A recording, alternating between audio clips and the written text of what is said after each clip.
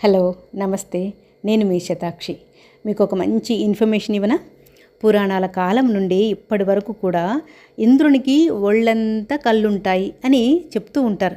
వినే ఉంటారు కదా మీరు కూడా. ఇంకా ఇంద్రుడు స్వర్గాధిపతి.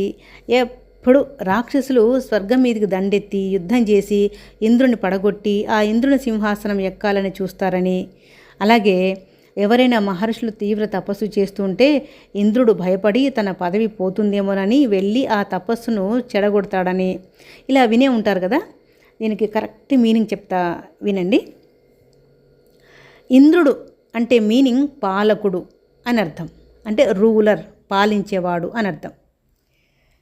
ఇప్పటి కాలంలో మన సీఎం లాగా పిఎం లాగా అన్నమాట. ఇంద్రుని మీదకి రాక్షసులు దండెత్తడం అంటే ఏంటి? రాక్షసులు అంటే ప్రతిపక్షాలు, ఇంద్రుడు అంటే మన సీఎం కానీ పిఎం కానీ అర్థం. ఓకేనా? సీఎం లేదా పిఎం 5 years కంప్లీట్గా పదవిలో ఉండాలని కోరుకుంటారు. మధ్యలో తిరుగుబాట్లు, వెన్నుపోట్లు జరిగి పదవి పోకుండా, అలా ఎవ్వరూ తనకంటే బలంగా తయారవ్వకుండా ఎప్పటికప్పుడు స్పై డ్యూటీ చేస్తుంటాడు సీఎం కానీ పిఎం కానీ. అదే ఇంద్రుడు తపస్సు భంగం చేయడం అంటే. అంతే. ఇక ఇంద్రునికి ఈ ఒంటి నిండా కళ్ళు అంటుంటారు కదా, ఆ సంగతి చూద్దాము. ఇంద్రుడు అంటే పాలకుడు, అంటే చట్టం. చట్టానికి కళ్ళు ఎక్కువ.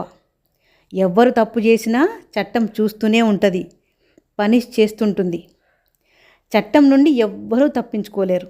చట్టం తన పని తాను చేస్తుంది అని అర్థం. ఇంతే. ఇది చెప్పకుండా ఏవేవో కథలు చెప్పేశారు. అదనమాట. ఇంకా నాకు చాలా విషయాలు తెలుసు అనమాట.